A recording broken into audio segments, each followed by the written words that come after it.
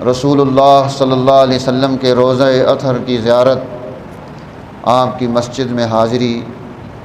مدینۃ الرسول میں قیام، چونکہ یہ بھی حج کے ساتھ ایک ملحق چیز ہے۔ اللہ کے نبی صلی اللہ علیہ وسلم نے ارشاد فرمایا، من حجہ، جو آدمی حج کرنے کے لیے آیا، ولم یزرنی، اور اس نے حج کیا اور میری زیارت نہیں کی، فقد جفانی، اس نے میرے ساتھ جفا کیا ہے، ظلم کیا ہے، ناانصافی کی ہے۔ تو جو حاجی حج کے لیے جا رہا ہے تو اسے رسول اللہ صلی اللہ علیہ وسلم کے گھر حاضری دینی ہے، آپ کی زیارت کرنی ہے، آپ سے ملاقات کرنی ہے کہ آپ صلی اللہ علیہ وسلم یہ بات ارشاد فرما رہے ہیں، من زارنی بعد مماتی، جو میرے دنیا سے پردہ کرنے کے بعد میری ملاقات کے لیے حاضر ہوا، میری زیارت کے لیے آیا، فکأنما زارنی فی حیاتی، وہ ایسے ہی ہے جیسے وہ میری زندگی میں میرے سامنے موجود ہے۔ تو یہ کتنا بڑا مرتبہ، کتنا عظیم رتبہ اس امت کو اللہ کریم نے عطا فرما دیا ہے۔ اور انبیاء علیہ السلام اللہ جل جلالہ نے انہیں خاص تاثیر عطا کی ہوتی ہے کہ اللہ نے زمین پر یہ بات حرام کر دی، ان تأکل اجساد الانبیاء، کہ زمین یہ مٹی نبی کے جسم کو کھا لے، وہ جسم محفوظ رہتا ہے۔ الانبیاء احیاء فی قبورہم یصلون، انبیاء کی جماعت اپنی قبور میں زندہ ہوتی ہے، وہ نماز ادا کرتی ہے۔ اس لیے حضور نبی اکرم سرور دو عالم صلی اللہ علیہ وسلم کے پردہ فرما جانے کے بعد بھی ازواج مطہرات کا قانون ان عام خواتین کی طرح نہیں رکھا گیا، اور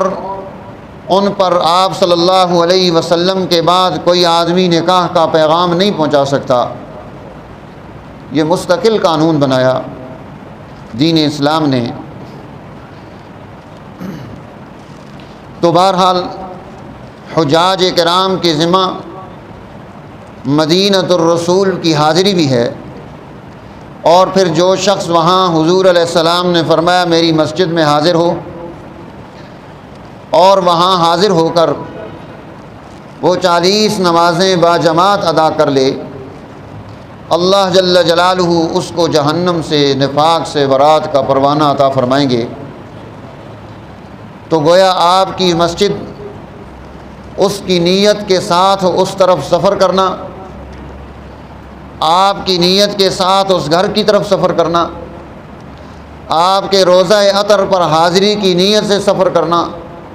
یہ مستقلاً مشروع ہے۔ شریعت نے اس کی اجازت عطا فرمائی ہے، امت کو ترغیب دی ہے، رہنمائی ارشاد فرمائی ہے کہ وہ اس مقصد کے لیے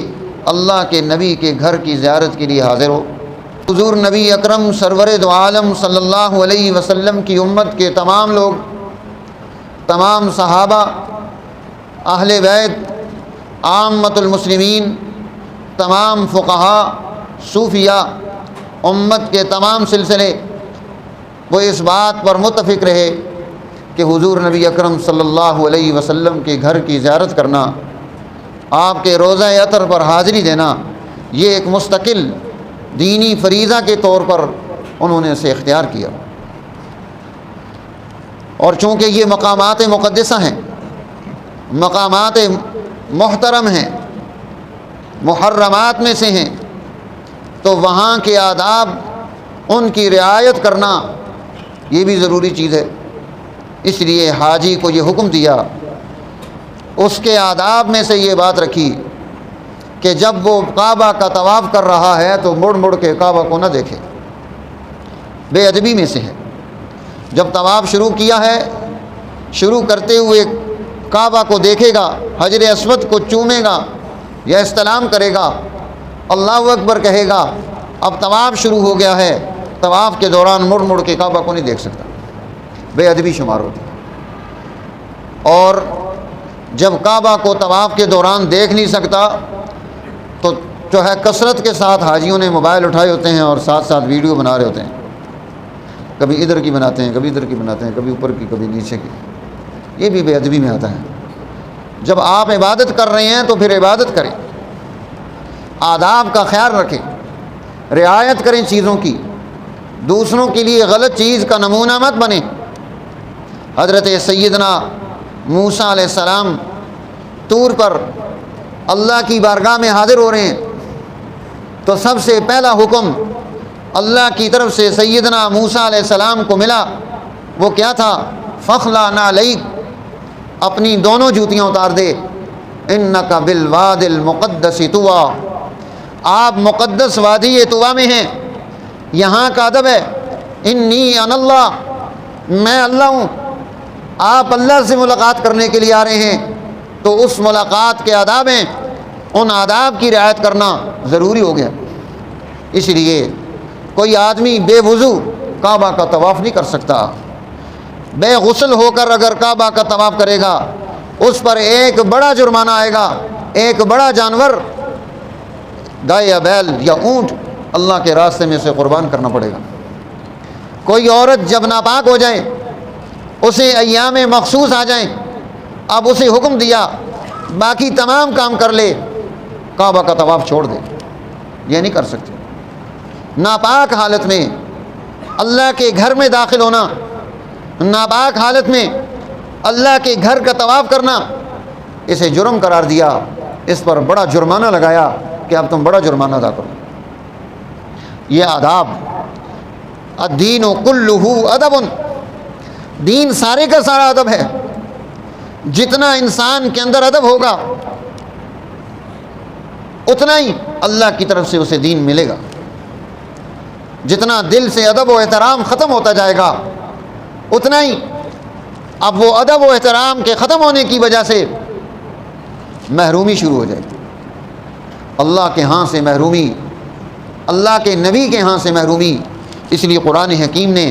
مستقل ادب سکھایا ہے۔ سورہ الحجرات کی جو آیات میں نے آپ کے سامنے پڑھی ہیں، سب سے پہلی آیت میں یہ حکم دیا، لا تقدموا بین یدی اللہ ورسولہ، تم میں سے کوئی اللہ اور اس کے رسول سے آگے بڑھنے کی کوشش نہ کرے۔ یہ بے ادبی ہے، اللہ اور اس کے رسول سے آگے بڑھ جائیں۔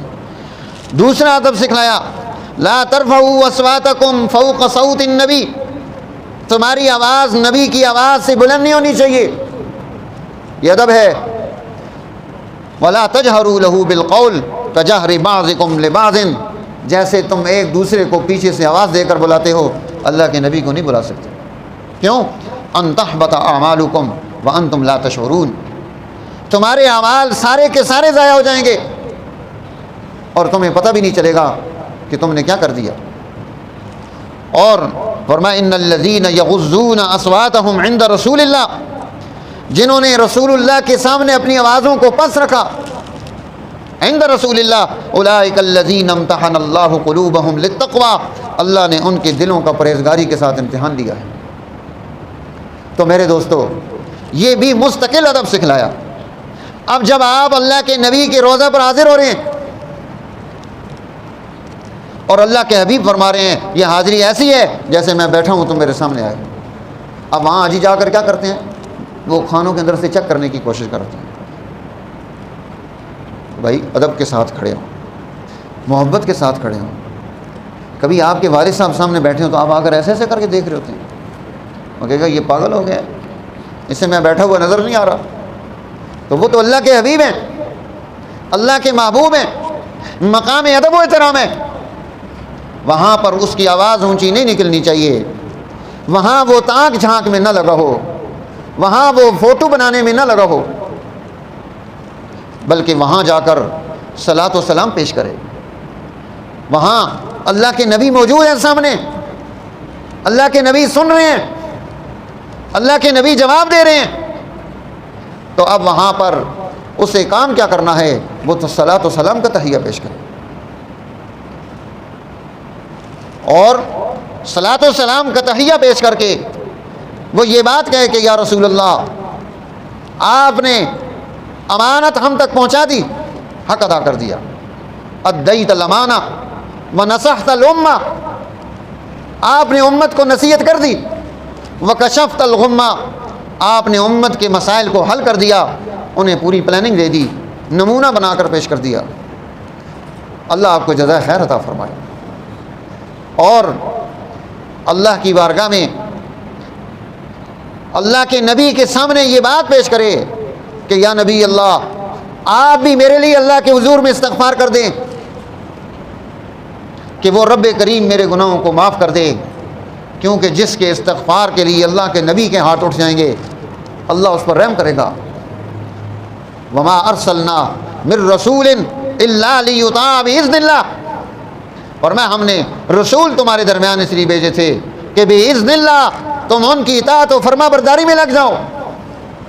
اور اگر تم میں کسی سے کوئی ظلم ہو جائے، ناانصافی ہو جائے، وہ اللہ کے نبی کی بارگاہ میں حاضر ہو تو اللہ کے نبی سے یہ کہے کہ یا نبی اللہ میرے اس گناہ کے لیے اللہ کی بارگاہ میں توبہ کے لیے ہاتھ اٹھا دے تاکہ اللہ مجھ پر رحم کر دے۔ تو میرے دوستو، یہ حج پر جانے والا جب ان آداب کی رعایت کرے گا، ان کا دھیان رکھے گا، ان کا خیال رکھے گا، تو وہ حج مبرور بنے گا، جس کے بارے میں اللہ کے نبی فرماتے ہیں لیس لہ جزاء الا الجنہ، اس کا بدلہ سوائے جنت کے اور کوئی چیز نہیں۔ وہ حج بنے گا جس کے بارے میں اللہ کے نبی ارشاد فرما رہے ہیں کہ یوم ولدتہ امہ، یہ آج ایسے ہے جیسے اس کی ماں نے اسے آج پیدا کیا ہے، اس کے ذمہ کوئی گناہ نہیں، کوئی جرم نہیں۔ اور اسی طرح اب چونکہ ہماری بہت ساری چیزیں وہاں پر بھی نٹ کے ساتھ چلتی ہیں، وہاں کی حاضری کے اعتبار سے، حرم میں جانے کے اعتبار سے بہت ساری چیزیں، اور نٹ کا مسئلہ یہ ہے کہ اس میں اچھی چیزیں کم اور بری چیزیں زیادہ چلتی ہیں، اور انسانی مزاج بھی یہ ہے کہ وہ غلطی کی طرف جلدی جاتا ہے۔ تو حجاج کرام نے ان تمام چیزوں اور آداب کو بھی خیال رکھنا ہے کہ اللہ کے گھر میں، اللہ کے حرم میں، اللہ کے نبی کے گھر میں، اللہ کے نبی کے حرم میں جہاں نیکی بڑھتی ہے وہاں پر جرم بھی اسی طرح سے ڈبل ہو جاتا ہے۔ جہاں نیکی کا 100 گنا مل رہا ہے وہاں جرم کا بھی 100 گنا مل رہا ہے، اس لیے وہاں کا گناہ وہ بہت بڑا اور بھاری گناہ بن جائے گا،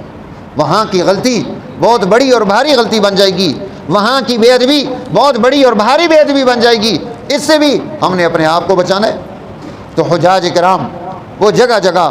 مستقل ان تمام چیزوں کی رعایت کر کے، ان کی معلومات جمع کر کے، اس کی پوری پلاننگ کر کے کہ میں اللہ کے گھر جا رہا ہوں، وہاں جا کر وہاں سے میں کچھ چیز حاصل کر کے آؤں، وہاں جا کر وہاں کی رحمتوں کو حاصل کر کے آؤں، وہاں ہزاروں انبیاء کی قبور ہیں، ان برکات کو حاصل کر کے آؤں۔ وہ محبت وہی ہے جہاں اللہ کا پورا قرآن نازل ہوا ہے، جہاں جبریل امین اللہ کے نبی پر وحی لے کر نازل ہوئے ہیں، اس محبت وحی سے میں کوئی فیض یابی حاصل کر کے آؤں، وہاں سے میں دین سیکھ کر آؤں، وہاں سے میں اخلاق سیکھ کر آؤں، وہاں سے میں تعلیمات لے کر آؤں۔ اسی لیے حج کا نتیجہ وہ کیا اللہ کے نبی نے ارشاد فرمایا ہے، فرمایا کہ لین الکلام، اب حاجی اس کی زبان میں نرمی آنی چاہیے، وہ بدتمیز نہ ہو، وہ بدخو نہ ہو، وہ بد اخلاق نہ ہو، اس کی زبان سے گالیاں نہ نکل رہی ہوں، اس کے الفاظ بدل جائیں، وہ اللہ کے گھر سے واپس آ رہا ہے۔ اطعام و طعام، اس کے اندر سخاوت کا جذبہ پیدا ہو، اللہ کی مخلوق کی ضرورت کو پورا کرنے کا جذبہ پیدا ہو، افشاء السلام، وہ متکبر نہ ہو، عاجز ہو جائے، وہ سلام کو عام کر رہا ہو، تو وہاں سے آ کر اب اسے یہ ڈیوٹیاں سکھلائیں کہ یہ کرنے سے پتہ چلے گا کہ یہ تمہارا حج اللہ کے ہاں مقبول ہو گیا۔ اور اگر ہم جیسے گئے تھے ویسے ہی واپس آ گئے تو اپنے آپ کو دھونا ہے، صاف کرنا ہے، پاک کرنا ہے، گناہوں سے توبہ اور استغفار اور ندامت وہ اختیار کرنی ہے، پچھلے معافی تلافی کرانی ہے، تب اچھے نتائج پیدا ہو سکتے ہیں۔ تو جو لوگ حج پر جا رہے ہیں وہ اس کا اہتمام کریں، اور بھی سوالات آ کر پوچھیں تاکہ وہاں جانے سے پہلے ان کی مکمل تیاری ہو جائے۔ اور میں نے پچھلے جمعے میں کو بھی آپ کو بتایا تھا کہ یہ حج کا جو ہے جو لوگ جا رہے ہیں وہ لازمی یہ ایک صفحہ ہے خالی، اس پر دونوں طرف چیزیں بڑی اچھی لکھی ہوئی ہیں، معلوماتی ہیں، وہ ضرور حاصل کر کے جائیں تاکہ جہاں جہاں جو کام ہو رہے ہیں ان کے سامنے ہوں اور انہیں سہولت ہو اس کی۔